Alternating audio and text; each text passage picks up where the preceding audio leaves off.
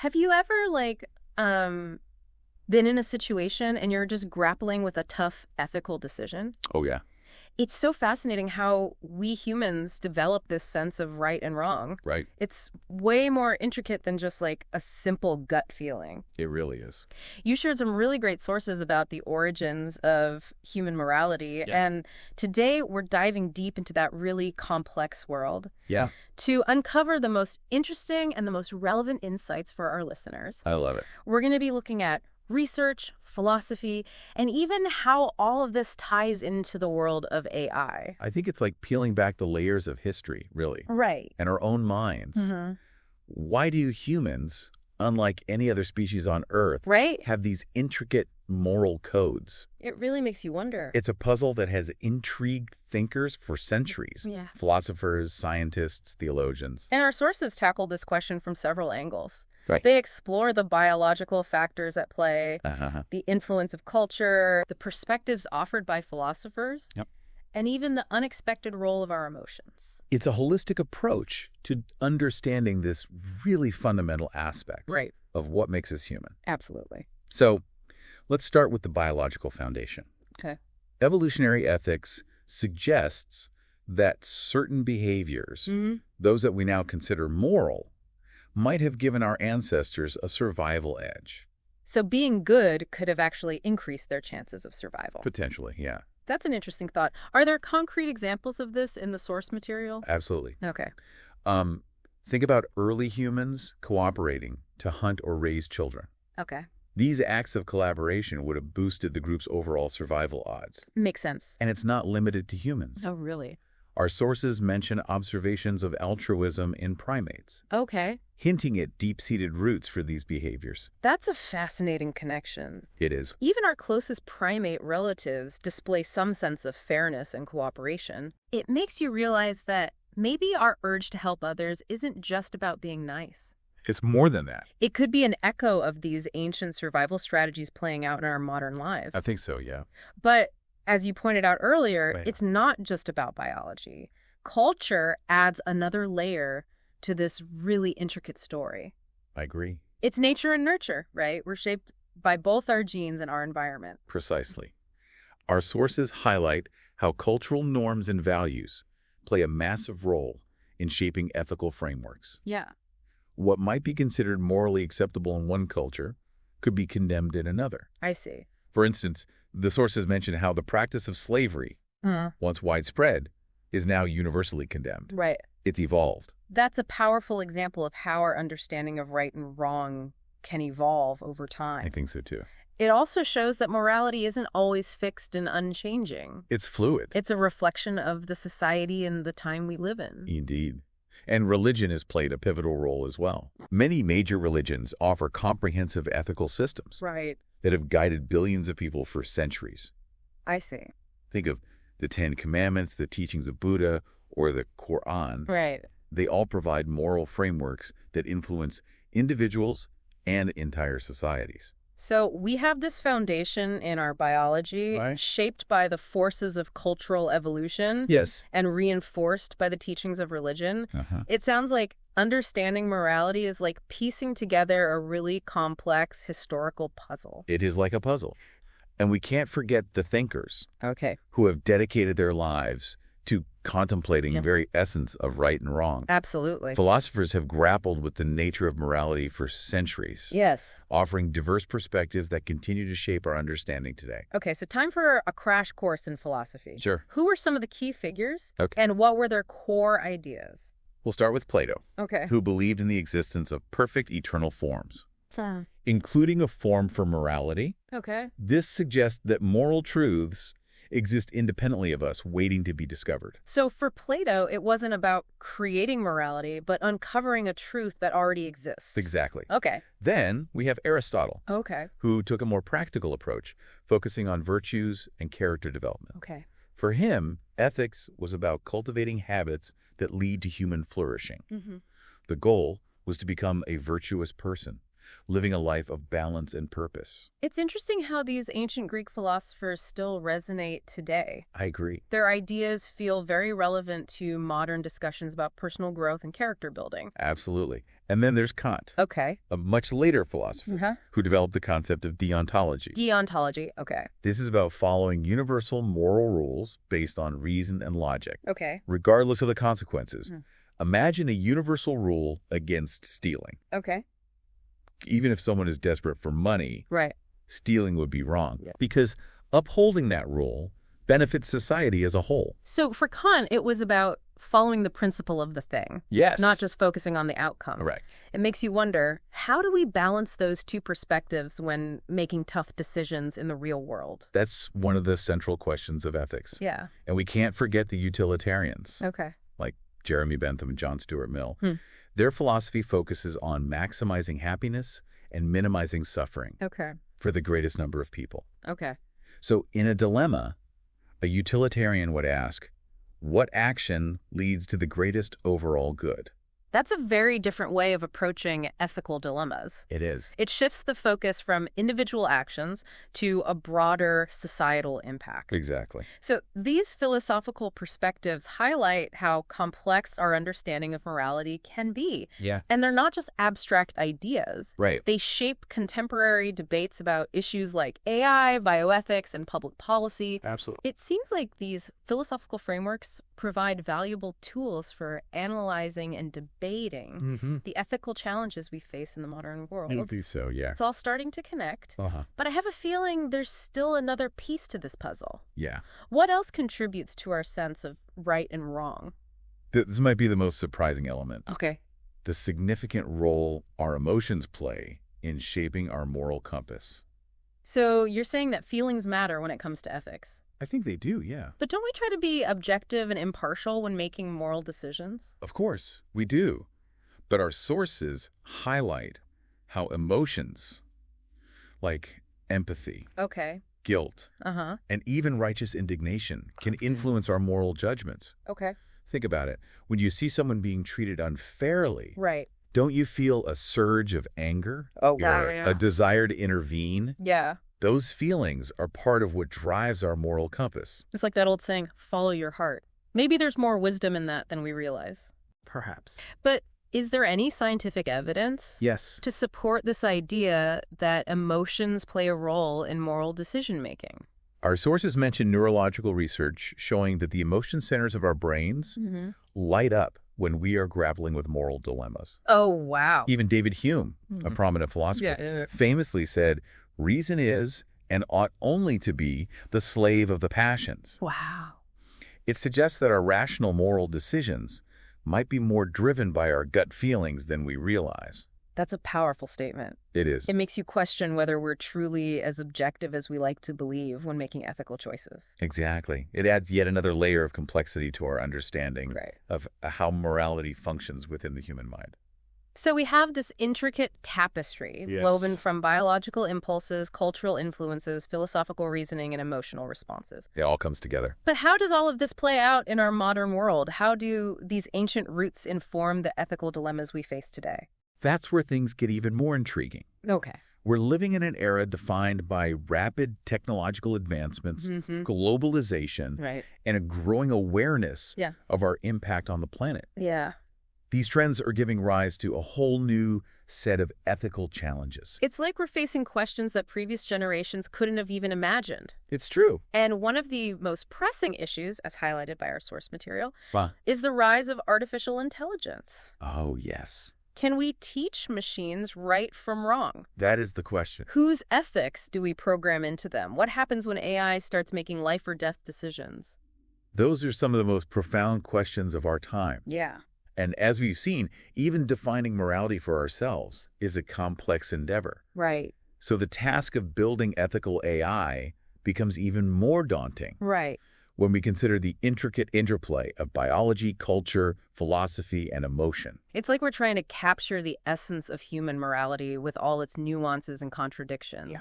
And translate that into lines of code. Exactly. And that leads us to another crucial question highlighted in our sources. Okay. The tension between global ethics and pluralism. Ah, yes. Do we strive for a universal set of moral principles, a global code of conduct for humanity? That's a big question. Or Do we embrace the diversity of ethical viewpoints that exist across cultures and societies? That's the tension. That's a question with huge implications. It is. On the one hand, having a shared understanding of what's right and wrong could bring about greater peace and cooperation. I agree. But on the other hand, forcing everyone to conform to a single set of ethical standards could stifle cultural diversity and individual expression. It's a delicate balance. Yeah. And this tension between global ethics and pluralism becomes even more pronounced as we navigate an increasingly interconnected world. Right. But before we delve further into that debate, let's take a moment to reflect on what we've uncovered so far. Okay. It feels like we've covered a lot of ground in this deep dive already. Yes. We've explored the evolutionary roots of our moral instincts, the impact of culture and religion, the different perspectives offered by philosophy, and the surprising influence of our emotions. Yes. It's clear that morality is a multifaceted phenomenon. And this complexity makes it all the more fascinating to study. It really does. In the next part of our deep dive, we'll delve deeper into the tension between global ethics and pluralism. Explore the specific challenges of AI ethics. And consider the ultimate question of whether humanity is capable of making genuine moral progress. This is already making me rethink my own assumptions about right and wrong. It makes you think. I can't wait to see where this deep dive takes us next. It's going to be good. I think so. So picking up where we left off, this idea of a universal moral code, global ethics, it's a compelling one.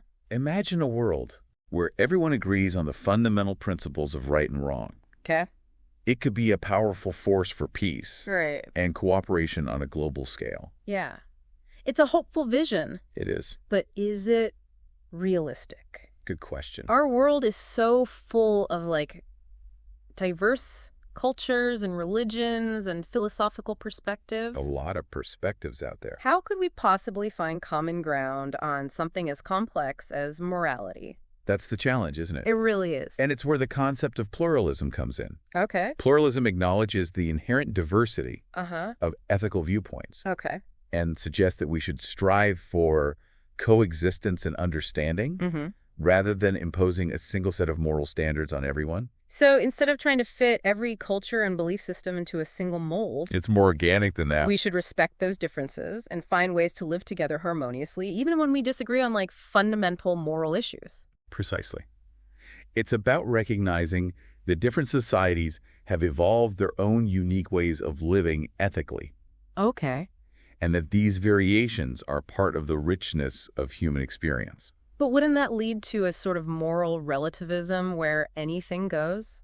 It's a concern. If there's no universal right or wrong, wouldn't people just do whatever they want? That's a common concern.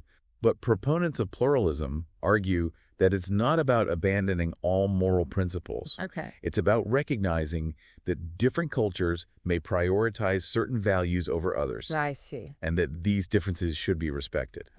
Within this mosaic of ethical frameworks, there might still be some core principles that most, if not all, societies agree on. Basic human rights, for example. Or the importance of environmental sustainability.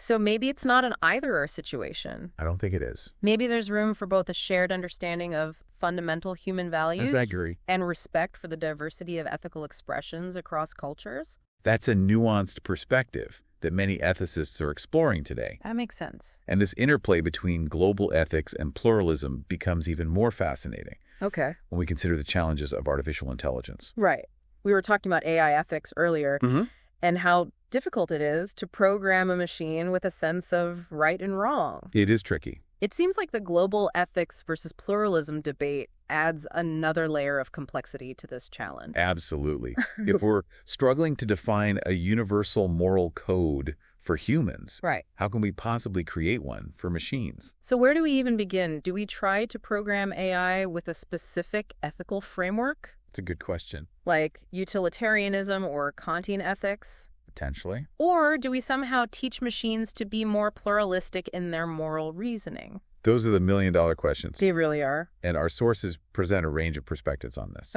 Some researchers believe we can instill ethical principles into AI by feeding it vast amounts of data about human behavior, allowing it to learn and adapt over time. Interesting. Others argue for a more rule-based approach. Programming AI with specific ethical guidelines that it must follow. But as we've discussed, even our own moral reasoning is influenced by such a complex interplay of factors.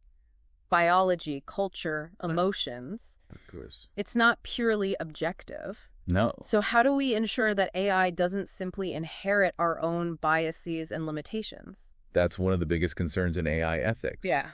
We need to be extremely careful about the data we use to train AI systems. Right. And the algorithms we design. Mm-hmm.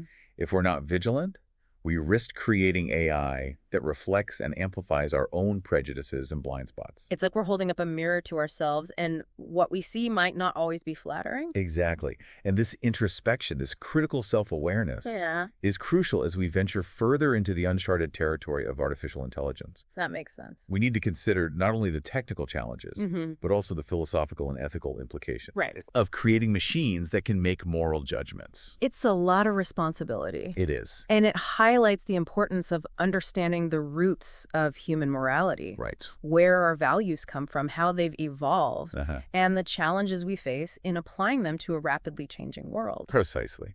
And this leads us to one of the most profound questions explored in our sources. The question of moral progress.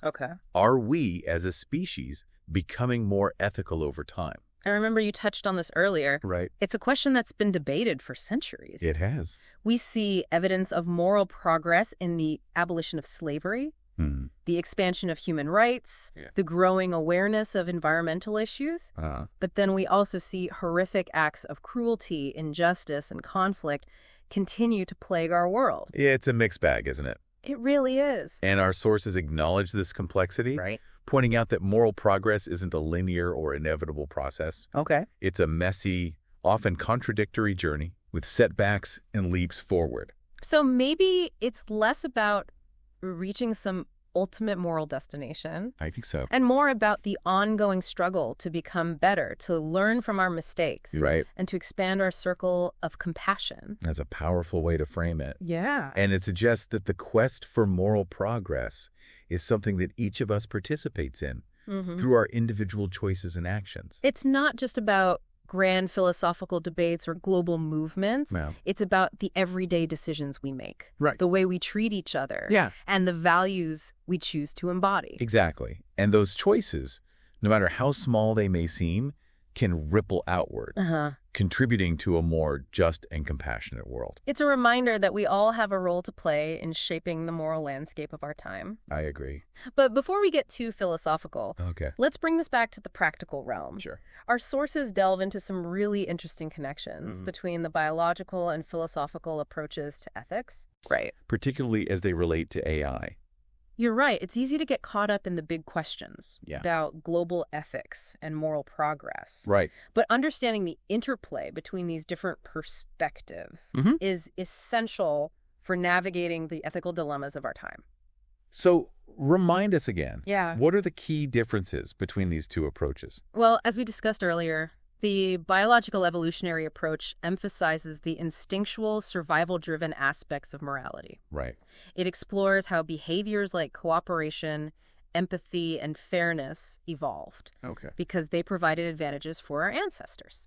It paints a picture of morality as something that's deeply ingrained in our biology. A product of millions of years of evolution. Precisely.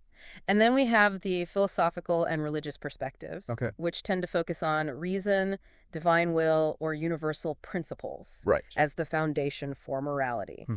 They grapple with the deeper questions of why certain actions are considered right or wrong. Exploring concepts like duty, justice, and the meaning of life. So two very different lenses through which to view the same phenomena. That's true. But our sources suggest they're not necessarily mutually exclusive. I agree. In fact, they might even complement each other. I think so. It's like nature and nurture working together to shape our sense of right and wrong. And this integrated perspective becomes particularly relevant when we consider the ethical challenges of artificial intelligence. Because if we want to create AI that aligns with human values, we need to understand the full spectrum of what those values are. I agree. And where they come from. Precisely.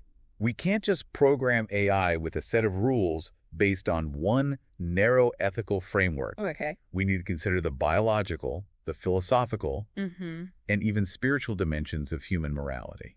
It's like weaving together a tapestry of different ethical threads. It is. Creating a rich and complex fabric that reflects the full depth of human experience. A beautiful analogy. And within that tapestry, we can see how the biological emphasis on cooperation and fairness could guide us in creating AI systems that work harmoniously with humans and treat everyone equitably. We can hope. So, no robot overlords or discriminatory algorithms? Hopefully not.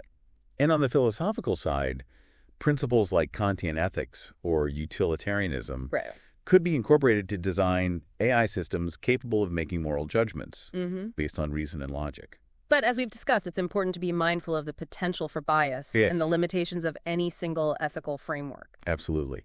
And this is where the religious and spiritual perspectives can also contribute valuable insights. Okay. Concepts like human dignity, compassion, and the sanctity of life can help ensure that AI is developed and used in ways that are ethically responsible and aligned with our deepest values. It sounds like creating ethical AI is about finding a balance. It is. Between the biological, the philosophical, and the spiritual. Precisely. It's about developing AI that is not just intelligent, but also wise, compassionate, and ethically grounded. Wow. This deep dive is really expanding my understanding of morality. Good. It's clear that there are no easy answers. No. When it comes to these complex issues. That's the beauty of it. It really is. It's an ongoing exploration, a journey of discovery that requires critical thinking, open-mindedness, and a willingness to challenge our own assumptions. I'm ready to continue that journey. Okay. What other insights do our sources offer as we navigate this complex and ever-evolving moral landscape? Wow, we've been on quite a journey. We have. Exploring the roots of morality. Yeah. From ancient philosophers to modern AI dilemmas. We've covered a lot of ground. A lot. What stands out to you as the most significant insight so far? I think what's truly fascinating is how interconnected it all is. Right. We often compartmentalize these ideas. Yeah. Biology, culture, philosophy. Yeah. But they're all threads woven into this tapestry of human morality. It's like we're starting to see the bigger picture. Right. That intricate web of factors that influence how we perceive right and wrong. Absolutely. But before we wrap up, I want to revisit this concept of moral progress. Okay. Are we truly becoming more ethical as a species? That is the question. This question seems particularly relevant as we grapple with the challenges of the 21st century. It's a question that sparks endless debate. Yeah. And rightfully so. On the one hand, we see signs of progress. Yeah. Greater awareness of human rights. Yeah. Movements toward equality and efforts to protect our planet. Right. Yet we're still confronted with conflict and injustice and suffering on a global scale. It's true. A constant push and pull. Yeah. A tension between our aspirations for a better world and the realities of human nature. Our sources seem to suggest that moral progress isn't a straightforward path. It's not. But rather a winding road. It is. With both advancements and setbacks. Yeah. It's not about reaching some utopian endpoint where everyone agrees on every ethical issue. Right. It's an ongoing process of questioning and learning and refining our understanding of what it means to be good. So perhaps moral progress is less about achieving perfection. I think so. And more about constantly striving to be better. Yes. To expand our circle of compassion and to hold ourselves accountable for creating a more just and equitable world. That's a powerful way to frame it. Yeah. And it emphasizes that we all have a role to play in this ongoing journey. Absolutely. It's not just the responsibility of philosophers, religious leaders, or policymakers. Right. It's about the choices each of us makes in our daily lives. It's a reminder that even seemingly small actions can have this ripple effect, contributing to a more ethical and compassionate society. I agree. As we conclude this deep dive, what's the one key takeaway you hope our listeners will carry with them? I'd say the most crucial insight is that morality isn't static or simplistic. Yeah. It's this dynamic interplay of biology, culture, reason, and emotion, shaped by millennia of human experience. We've seen how all of those factors come together. We have. To shape our individual moral compasses and how they influence the ethical challenges we face as a global community. Understanding those roots, where our sense of right and wrong comes from, equips us to navigate the complex moral landscape of the 21st century with greater awareness and intention. It empowers us to make more informed decisions, to engage in more meaningful conversations, yes, and to contribute to creating a world that reflects our highest values. Absolutely. You know, it really makes you wonder if our morals are indeed a product of evolution, culture, and reason. Does that mean they're constantly changing? Interesting thought. And what does that mean for the future of humanity?